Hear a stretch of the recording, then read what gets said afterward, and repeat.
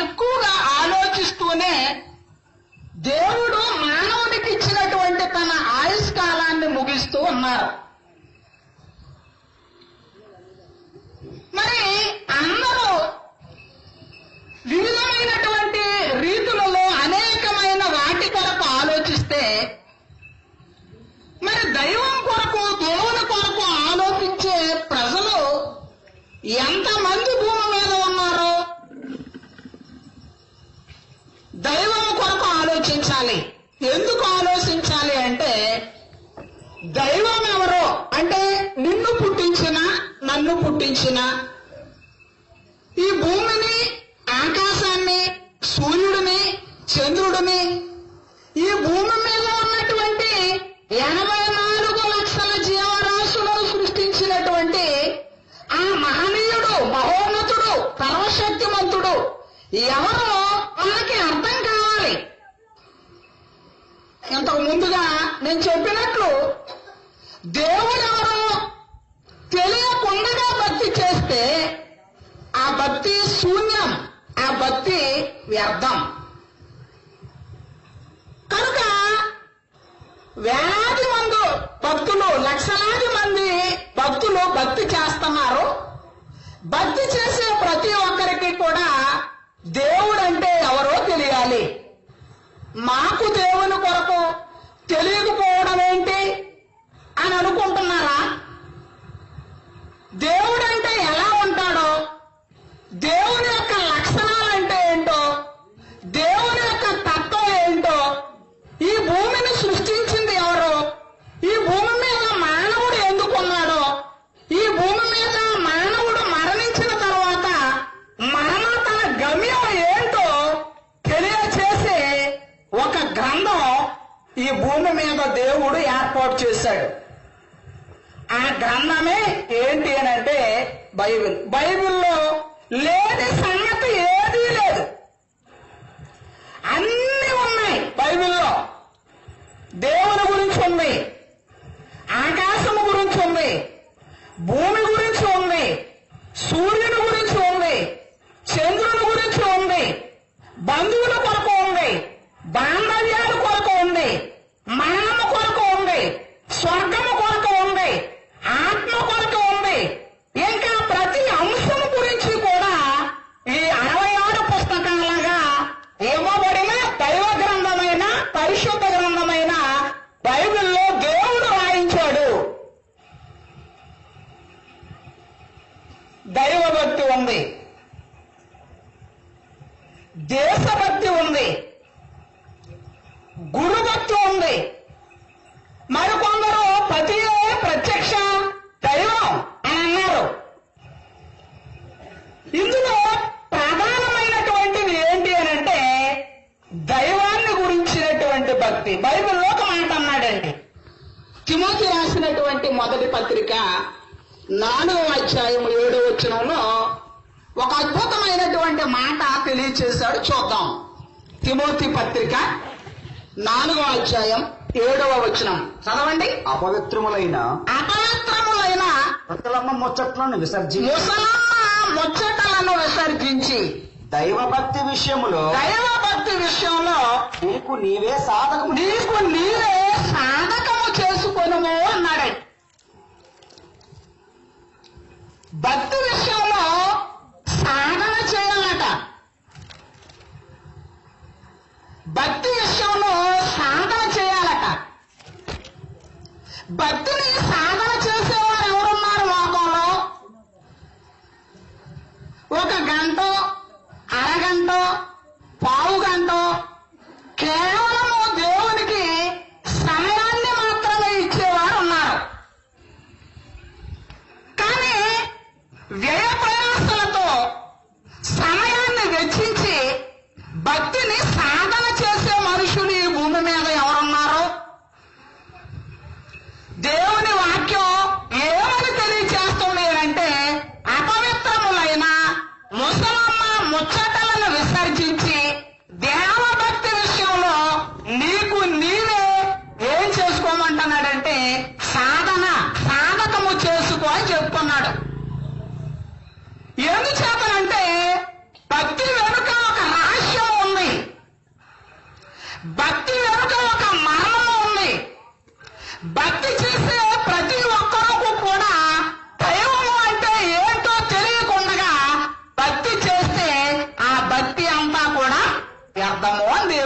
వాక్యం చెప్తుంది.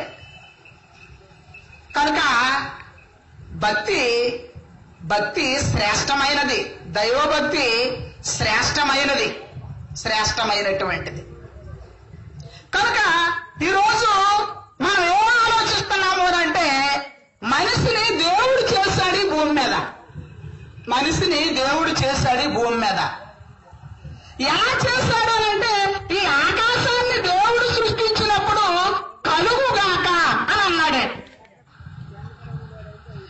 ఈ భూమిని దేవుడు సృష్టించినప్పుడు కలుగుగాక అని అంటే ఈ భూమి కలిగింది. సూర్యుడు కలుగుగాక అనగానే సూర్యుడు కలిగాడండి. చంద్రుడు కలుగుగాక అని దేవుడు పలుకగానే చంద్రుడు పుట్టాడండి. అలాగే ఈ భూమి మీద ఉన్న జీవరాశులన్నీ కూడా కలుగుగాక అనే ఒక మహత్తరమైన అద్భుతమైన మహత్తు కలిగిన మాట దేవుని నోట నుండి వెలువడినప్పుడు ఈ భూమి మీద ఉన్నటువంటి జీవరాశులన్నీ కూడా పుడితే ఈ భూమి మీద ఉన్న మానవుడు మాత్రం దేవుడు తన స్వాస్థాలతో సృష్టించబడినటువంటి వాడు. ఆదికాండం 2వ అధ్యాయం 7వ వచనాన్ని చూద్దాం. ఆదికాండం 2వ అధ్యాయం 7వ వచనంలో దేవుడైన యెహోవా నేల మట్టితో నరుణ్ణి నిర్మించి వారి నాసికా రంధ్రములలో జీవవాయువును వదలగా నరుడు జీవాత్మయ్యాడు అని రాశాడండి, దేవుడు రాయించాడండి బైబిల్లో. మానవ యొక్క నిర్మాణం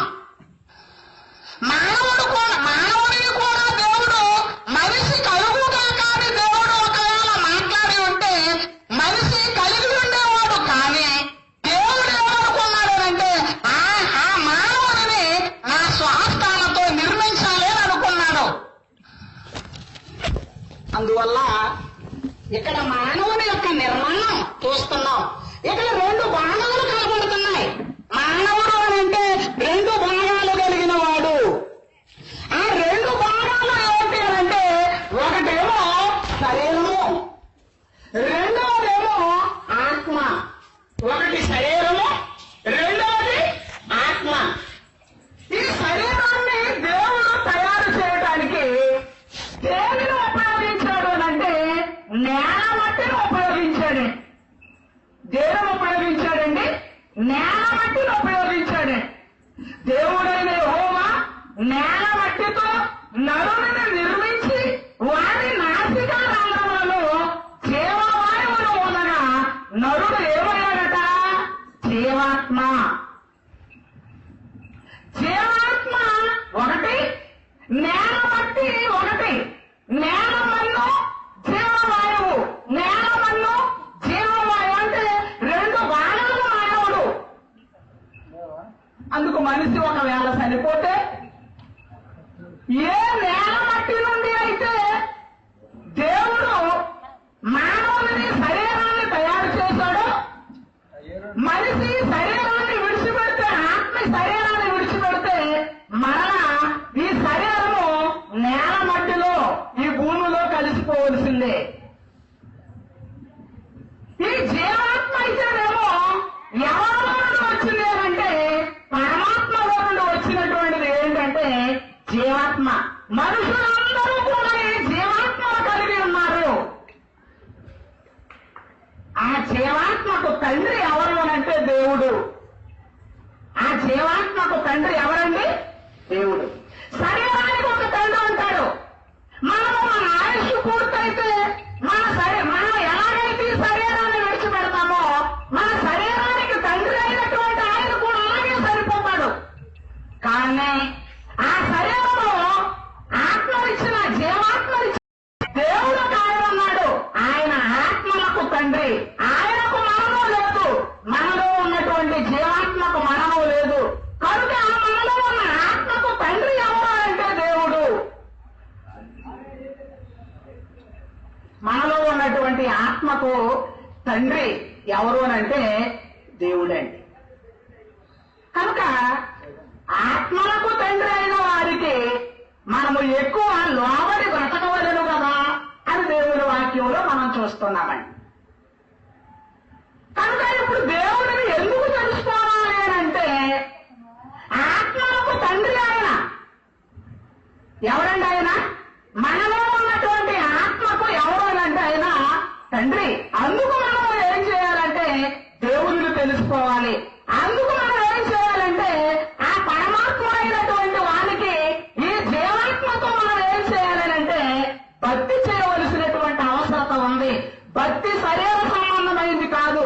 ఈ భూమి మీద ఏ మానవుడైనా భక్తి చేస్తే ప్రస్తుత కాలంలో ఈ శరీర సంబంధమైనటువంటి వాటితోనే చేస్తూ ఉన్నాడే తప్ప భక్తి ఆత్మ సంబంధమైనదని ఆ ఆత్మను దేవుడికి సమర్పించుకుని భక్తి చేసేవారు లేరు. యేసు ప్రభు వారు మానవుడిగా ఈ భూమి మీదకి వచ్చినప్పుడు అసలు దేవునికి ఎలాగ భక్తి చేయాలో చెప్పాడు ఆయన. చూడండి యోహాను సువార్త 4వ అధ్యాయం 24వ వచనంలో ఒక మాట చూద్దాం. యోహాను సువార్త 4వ అధ్యాయం 24వ వచనంలో ఎలాగ భక్తి చేయాలో చెప్పాడు. చూడండి. దేవుడు ఆత్మ కలుగు ఆత్మ అన్నాడే. దేవుడు ఎవరట? ఆత్మ. ఆత్మకి ఏమున్నదో? ఆత్మకి ఏమున్నదు? శరీరం ఉండదు. ఆత్మకి రూపం ఉండదు. ఆత్మకి ఏముండదు? ఇంకా స్వామి ఉండదు, మరణం ఉండదు. మరి దేవుడు ఆత్మ అయితే దేవుడు కంటికి భౌతిక నేత్రాలకు కనిపించిన వాడు అయితే ఆత్మ స్వరూపమైనటువంటి దేవుడిని ఏ పోలికను ఏర్పాటు చేయగలం? మానవుడు ఆ ఆత్మ స్వరూపమైనటువంటి దేవుడికి ఏ పోలిక ఏ రూపం ఏర్పాటు చేసినా ఆ రూపంలో ఎవరు ఉండరు అని చెప్తున్నాడంటే దేవుడు ఉండడు. పైన ఆకాశమందు గాని, క్రింద భూమి యందు గాని, భూమి యందు నేల యందు గాని, భూమి మీద ఉన్నటువంటి ఏ రూపమును కూడా దేవునితో సాటి చేయకూడదని దేవుని వాక్యం తెలియజేస్తుంది. ఎందుకు చెప్పనంటే నేను రోషము కలిగిన దేవుడని అన్నాడే. కనుక దేవుడెవరు? ఆత్మ. ఆత్మ ఉన్నటువంటి దేవునికి ఏ పోలికలు పెడతాం?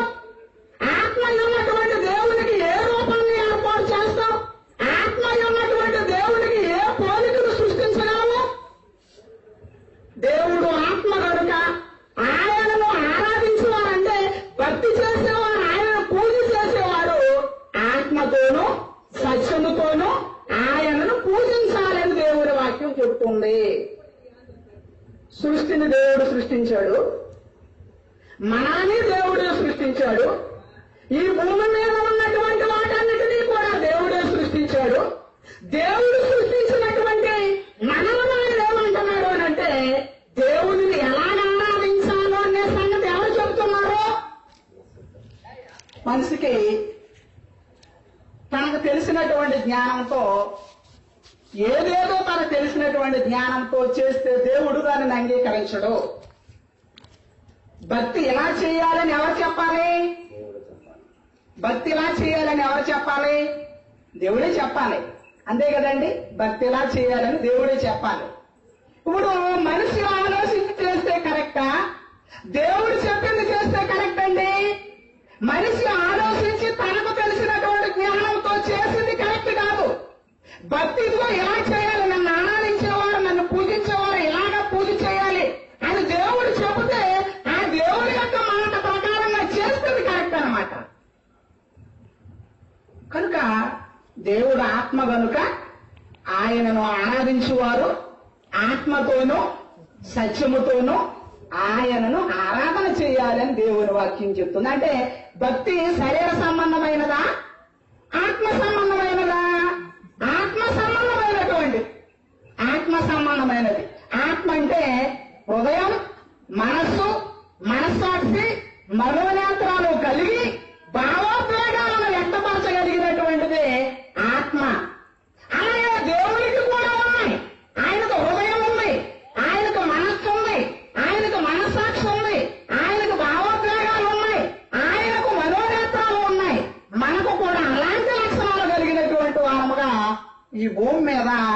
మానవుని దేవుడు సృష్టించాడు. ఎందుచేతనంటే దేవుని స్వాస్థాలతో సృష్టించబడిన ఈ ప్రజలందరూ కూడా ఎవరిని తెలుసుకోవాలి, ఎవరిని ఆరాధించాలి అంటే దేవుడిని ఆరాధించాలి. మనిషి మాత్రమే దేవుడిని ఆరాధించగలడు. పక్షులకు దేవుని అవసరత లేదు, ఉందండి. జంతువులకు దేవుని అవసరత లేదు. ఈ భూమి మీద ఉన్నటువంటి జీవరాశులకు దేనికి కూడా దేవుని అవసరత లేదు. అవి దేవుడిని తెలుసుకోలేవు. అవన్నీ కూడా శ్రేష్టమైన వాడిగా సృష్టించబడినటువంటి మానవుని కొరకు మాత్రమే దేవుడు వాటినన్నింటినీ సృష్టించాడు. మనల్ని మాత్రం దేవుని కొరకు సృష్టించుకున్నాడు. మనందరము కలిసి ఎవరిని పూజ చేయాలి? దేవునిని మహిమపరచాలి. మనం దేవునిని పూజించాలి. అందుకే కీర్తన గ్రంథం 53వ అధ్యాయం 2వ వచనంలో ఒక మాట మాట్లాడుతూ ఉండగా మనం చదువుదాం చూడండి. కీర్తన గ్రంథం 53వ అధ్యాయం 2వ వచనాన్ని ఒకసారి చదువుదాం. వివేకము కలిగి దేవుణ్ణి వెతుకువారు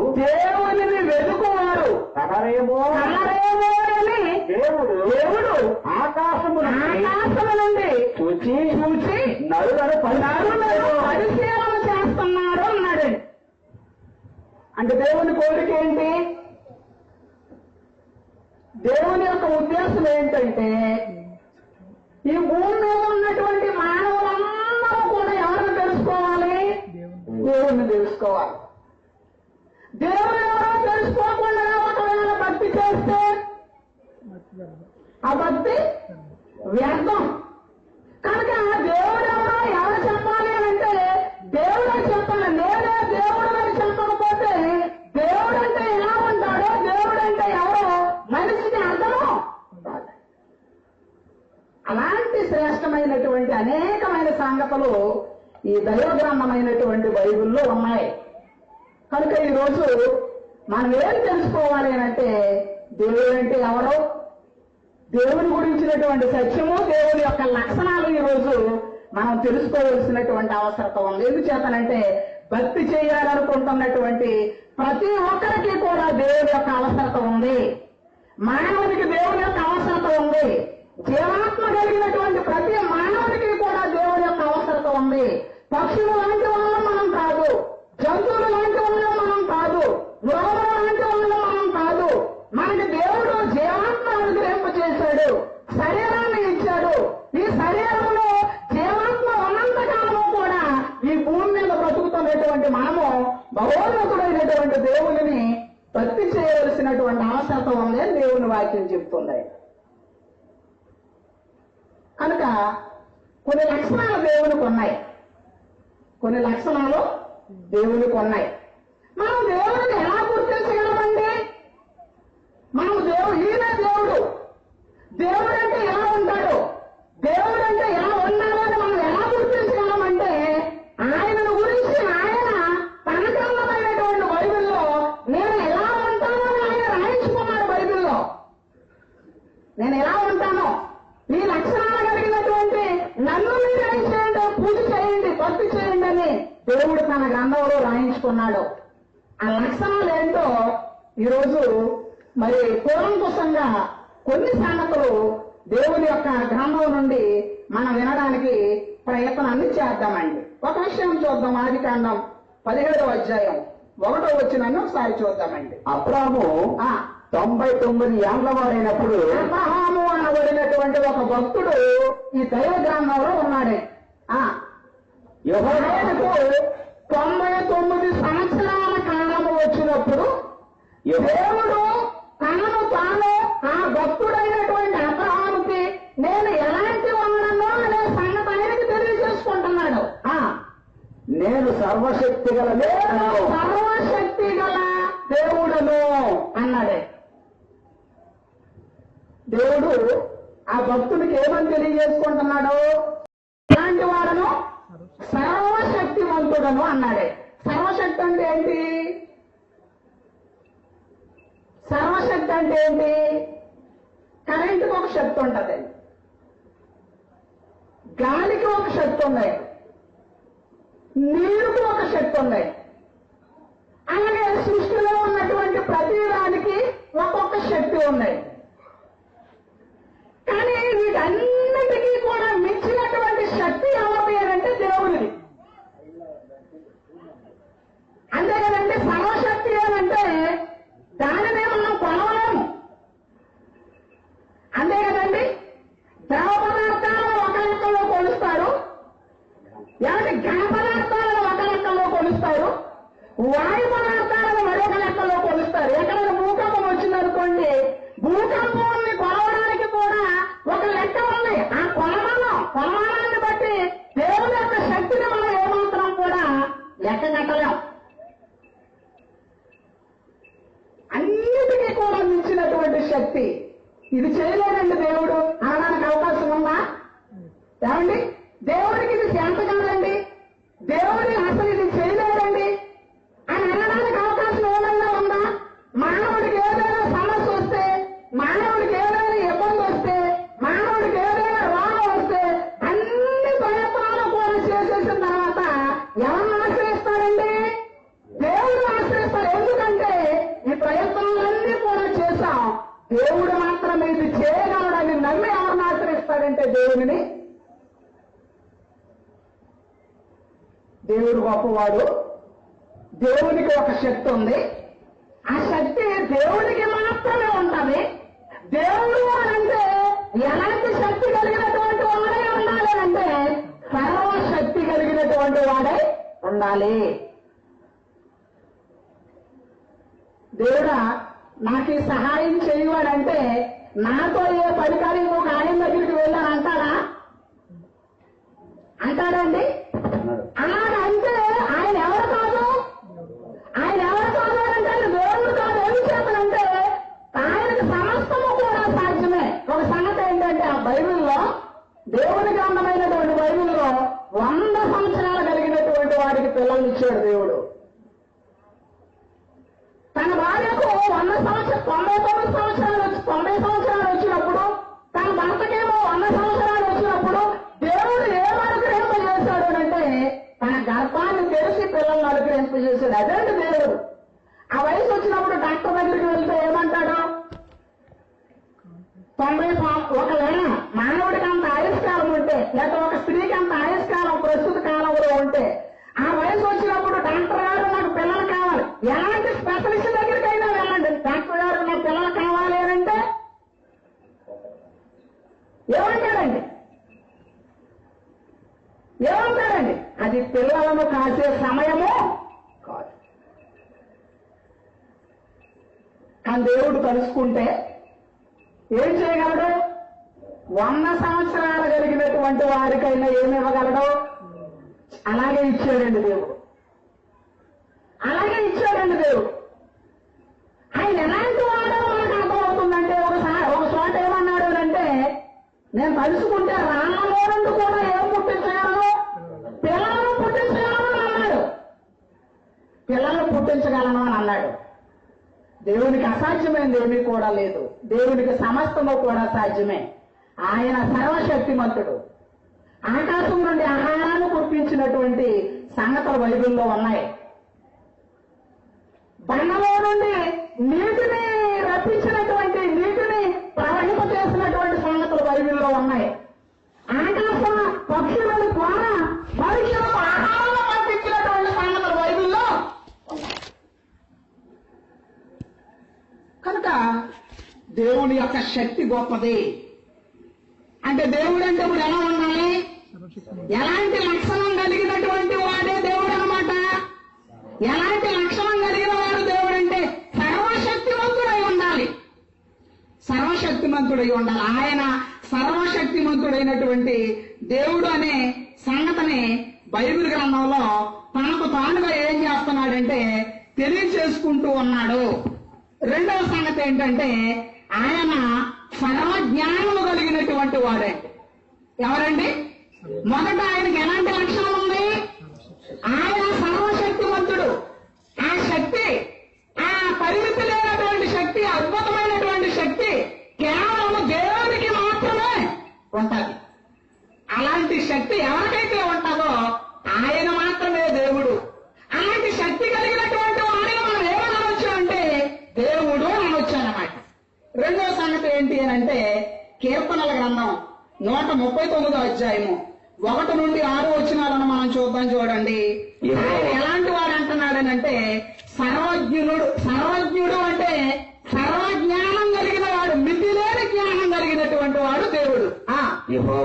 యెహోవా నీవు నన్ను పరిశోధించి తెలుసుకొని ఉన్నావు.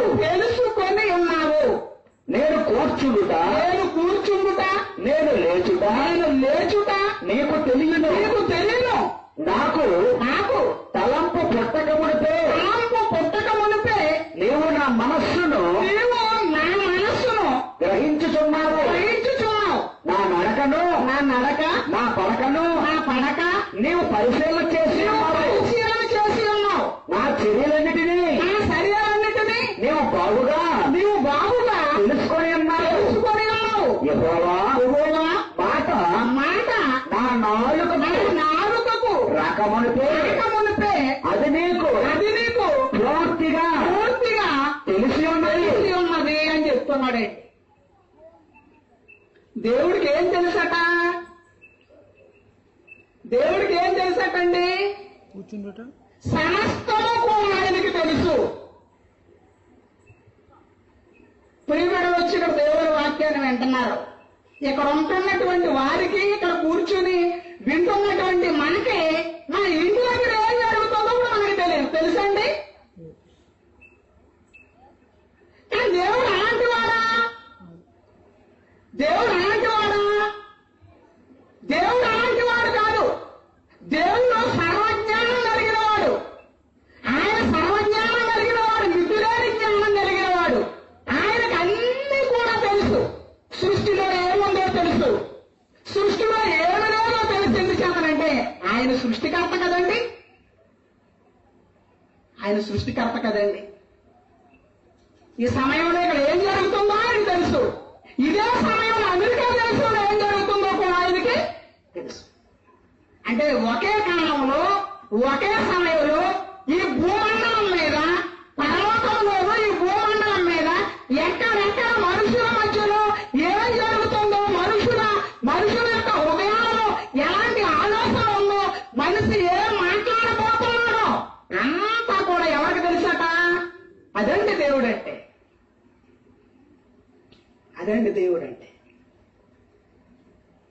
మన ఆలోచన ఇంకొకరికి ఎలా తెలుస్తుంది? ఎప్పుడు తెలుస్తుంది? మన హృదయంలో ఉన్న ఆలోచన బయట పెడితే మరొక వ్యక్తికి తెలుస్తుంది. కానీ దేవుడికి ఎలా తెలుస్తుందా? మరి ఎలా తెలుసు అని అంటే నా నాలుగు నుండి మాట మునిపే నీకు సమస్తము కూడా బాగుగా తెలుసు. ఏం మాట్లాడతామో ఆయనకి తెలుసట. ఎంత గొప్ప జ్ఞానం! కనుక దేవుడు సర్వజ్ఞానం కలిగినటువంటి వాడు, మితి లేని జ్ఞానం కలిగినటువంటి వాడు అన్న సంగతిని దేవుని గ్రంథంలో తెలియచేస్తున్నాడు. అలాంటి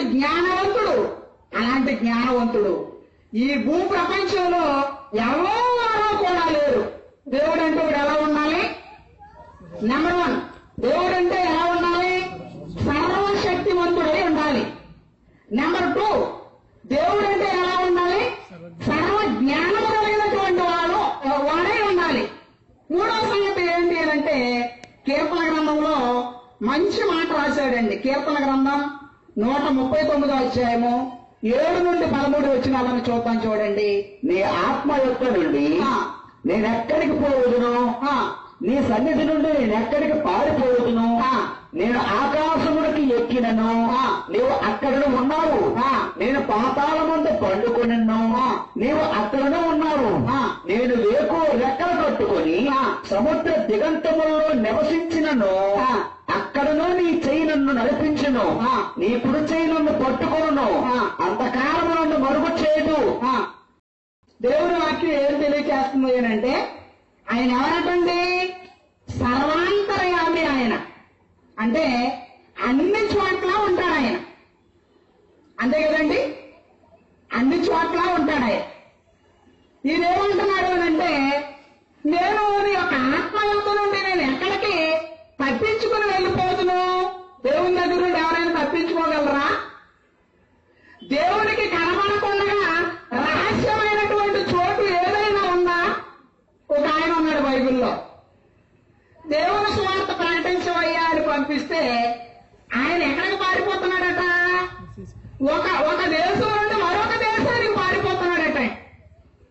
ఎవరి కళ్ళు కప్పేద్దాం అనుకున్నాడు? దేవుని కళ్ళు కప్పేసి వేరొక చోటకి వెళ్ళిపోదామని అనుకున్నాడు.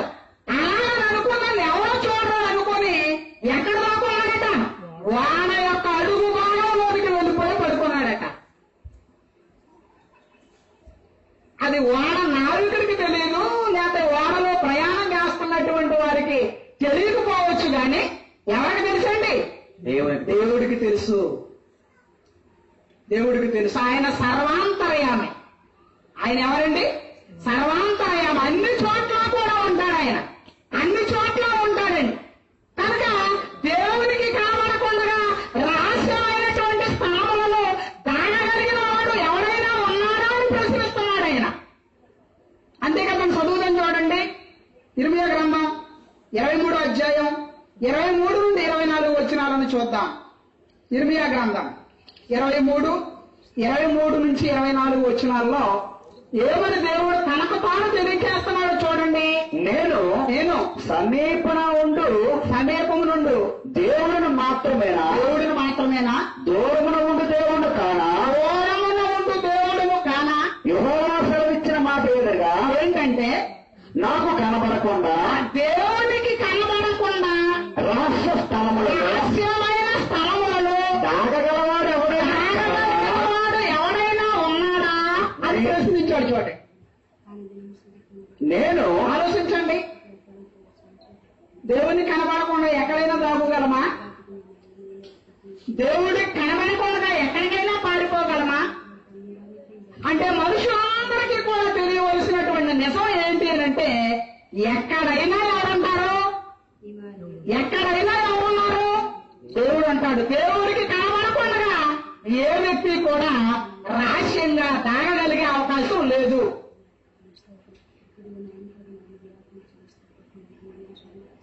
అమెరికా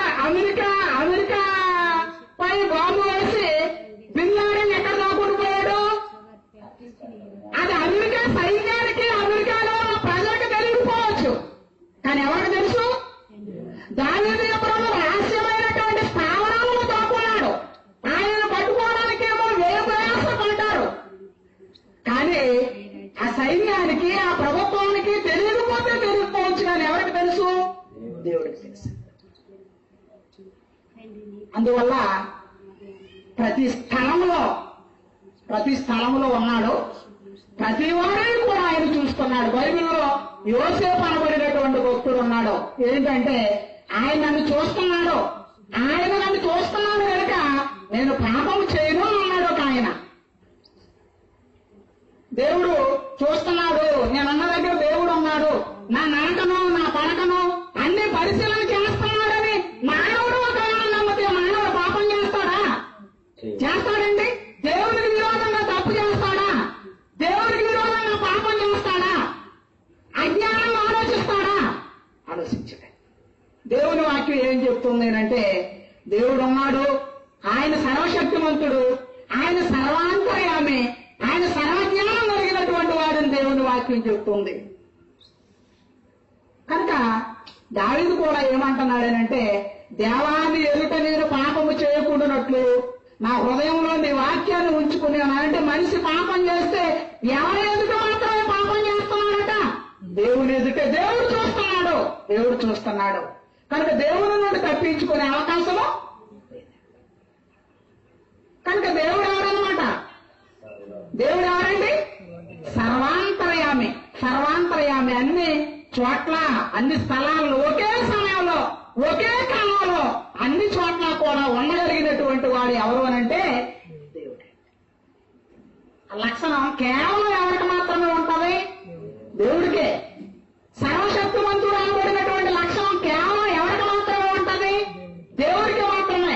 సర్వజ్ఞానం కలిగినటువంటి వాడైన లక్షణం కేవలం ఎవరికి మాత్రమే ఉంటుంది? దేవుడికి మాత్రమే. ఇంకొక మాట ఏమంటున్నాడనంటే దేవుడు నిత్యుడు అని చెప్తున్నాడండి.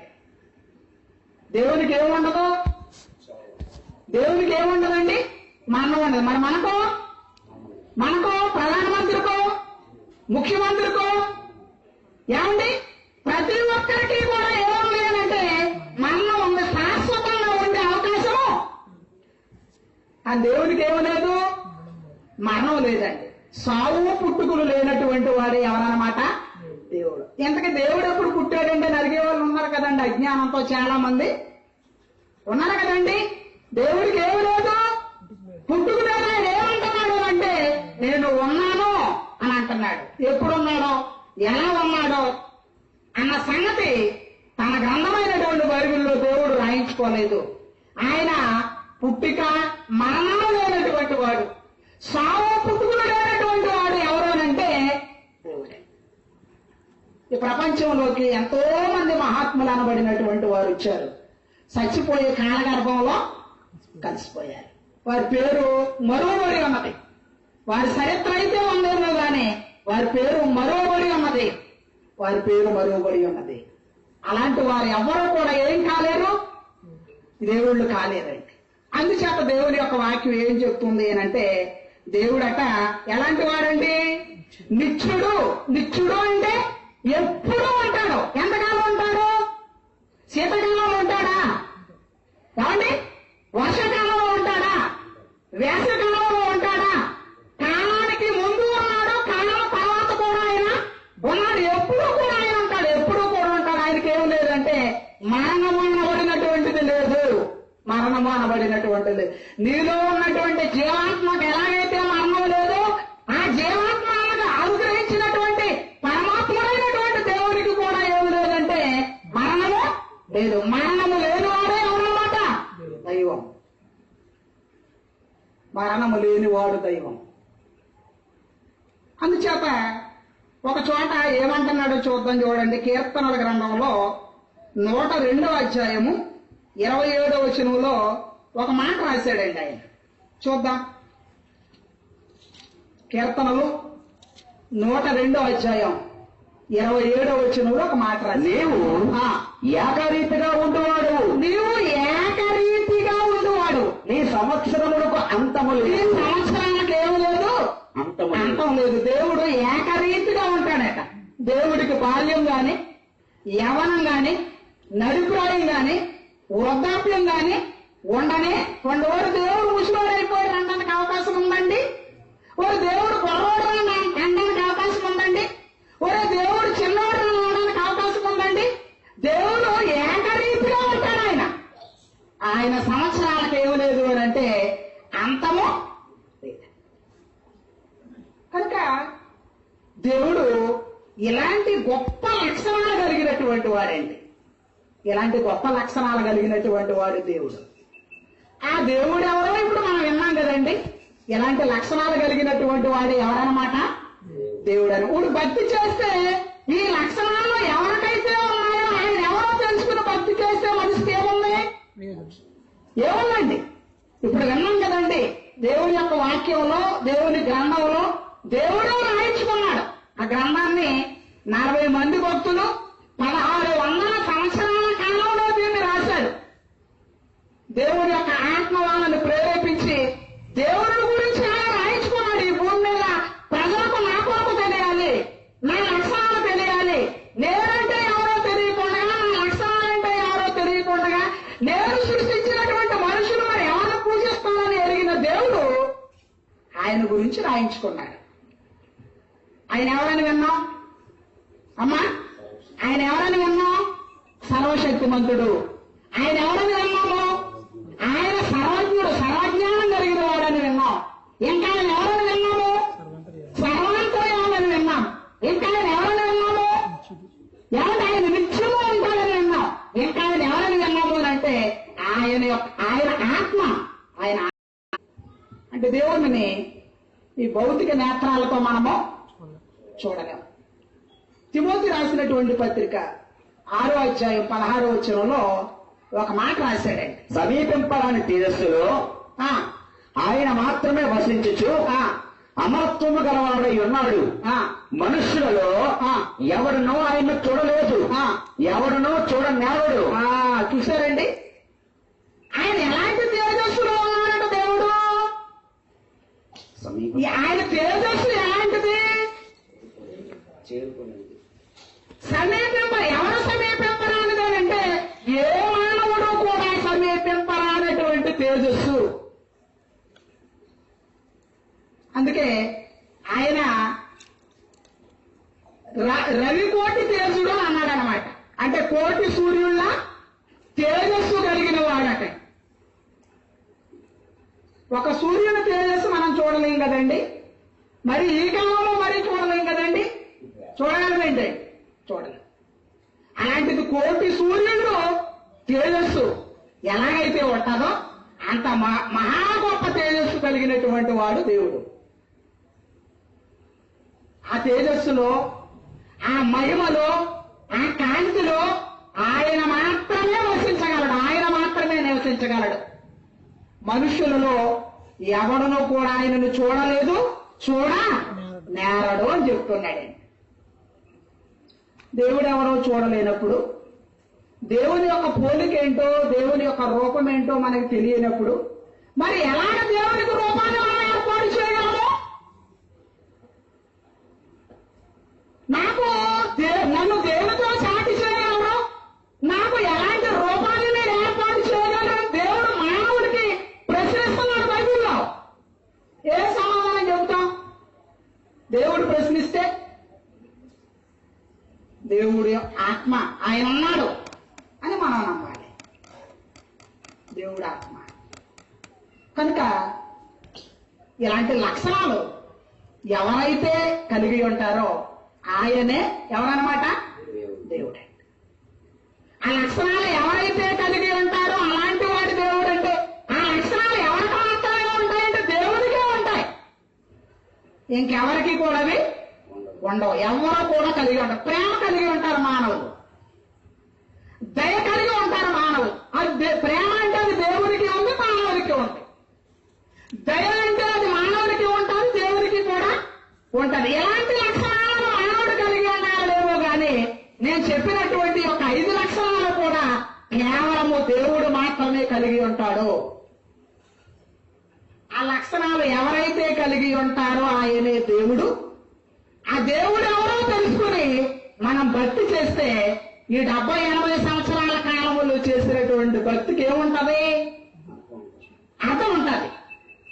అంతే కదండి. దేవుడు ఎవరో తెలియకుండా భక్తి చేసామనుకోండి, ఆ భక్తి అంతా ఏంటన్నమాట? శూన్యం, వ్యర్థం. అర్థం లేదు దానికి, వ్యర్థం అన్నమాట. అందుచేత దేవుడు ఎవరో తెలుసుకుందాం. దేవుడు ఎవరో తెలియాలి అనంటే బైబిల్లో దేవుడు అంటే ఎలా ఉంటాడో అని బైబిల్లో దేవుడే రాయించాడు. దేవుడే రాయించాడు. కనుక బైబిల్ గ్రంథంలో అపోస్తుల కార్యాలు 17వ అధ్యాయం అనబడినటువంటి ఒక అధ్యాయం, ఒక పుస్తకం, అపోస్తుల కార్యాలు అనే పుస్తకం ఉంది. ఆ పుస్తకంలో 17వ అధ్యాయం ఉంది. ఆ 17వ అధ్యాయంలో ఒక అద్భుతమైన సందర్భాన్ని రాయించాడండి దేవుడు. ఒక భక్తుడు, దేవుని సువార్తను ప్రకటించే ఒక భక్తుడు ఒక దేశానికి వెళ్ళాడట. అది ఏథెన్స్ పట్టణం. ఆ ఏథెన్స్ ప్రజలందరూ కూడా చాలా జ్ఞానం కలిగినటువంటి వారు, మహాశాస్త్రవేత్తలు పుట్టినటువంటి గడ్డది. అక్కడికి వెళ్ళి ఆయన చూసేటప్పటికంటే రకరకాలైనటువంటి బలిపీఠాలు అక్కడ కనబడ్డాయట. కనబడినప్పుడు ఆయన చూశాడు, చాలా బలిపీఠాల ప్రజలు కట్టి ఇంకొక స్పేరుగా ఇంకొక బలిపీఠం కట్టి దాని మీద ఏమి రాశారట? తెలియబడమై దేవునికి అని రాశారట. అంటే ఎంతమందికి మనం బలిపీఠాలు కట్టామో మనకు తెలియకుండా ఇంకెవరైనా ఒకవేళ ఉంటే ఆయన బలిపీఠం కట్టకపోతే ఆయన కోపడతాడని చెప్పేసి ఇంకొక బలిపీఠం కట్టి దాని మీద తెలియబడని దేవునికి అని రాశారట. మంచి జ్ఞానవంతులు కదండి. అప్పుడు పౌలు గారు ఆ దృశ్యాన్ని చూసి ఆయన యొక్క ఆత్మ పరితాపము పట్టలేక వీళ్ళకి ఎలాగైనా దేవుడి గురించినటువంటి వాస్తవాన్ని చెప్పాలనుకుని ప్రకటించాడు. అయ్యా, మీరు నిజంగానే తెలియక పొరపాటు చేస్తున్నారు. నిజంగానే నీకు తెలియని దేవుడు ఒక ఆయన ఉన్నాడు, ఆ దేవుని గురించి నేను చెప్తానని వాళ్ళకి ఏం ప్రకటించాడు అని అంటే దేవుని గురించి ప్రకటించాడు. అపోస్తుల కార్యాలు 17వ అధ్యాయం 24వ వచనం నుండి కొన్ని చదువుకుని మనం ముగించుకుందాం. చూడండి. జగత్తును అందరి సమస్తమును నిర్మించిన దేవుడు తానే ఆకాశముకును భూమికిని ప్రభు అయి ఉన్నందున హస్తకృతములైన ఆలయముల్లో నివసింపడు. అదండి ఆయన చెప్పిన మాట. మీకు తెలియకో తెలుసో మీ జ్ఞానం వలనో అజ్ఞానం వలనో దీన్ని చేశారు కరెక్టే గాని ఆయన ఏమంటున్నాడు అంటే జగత్తును ఆ భూమి మీద ఉన్నటువంటి సమస్తాన్ని సృష్టించినటువంటి దేవుడు ఒక ఆయన ఉన్నాడు. ఆయన ఎవరు? ఆకాశానికిని భూమికిని భూమి మీద ఉన్నటువంటి ప్రజలకి ఆయన ప్రభువు, పరిపాలకుడు ఆయన. అలాంటి దేవుడిని మీరు చేతులతో ఆరాధిస్తే ఆరాధించబడేవాడు ఆయన కాదు. చేతులతో చేయబడినటువంటి వాడు ఆయన కాదు. నువ్వు ఎలాంటి రూపాన్ని కూడా ఆయనకి ఏర్పాటు చేయలేవు. ఆయన హస్తకృతములైనటువంటి ఆలయములలో ఆయన ఏం చేయడు? నివసింపడు. ఇక్కడ ఏం బోధిస్తున్నాడంటే వాస్తవానికి నువ్వు ఏదో ఒక దానిని దేవునిగా తయారు చేసి గుడిలో పెట్టి గేట్లు వేస్తే అక్కడ ఉండేవాడు ఆయన కాదని చెప్తున్నాడండి. నిజానికి నేను చెప్పిన మాట కాదు సుమా. ఎవరు చెప్పారు ఈ మాట?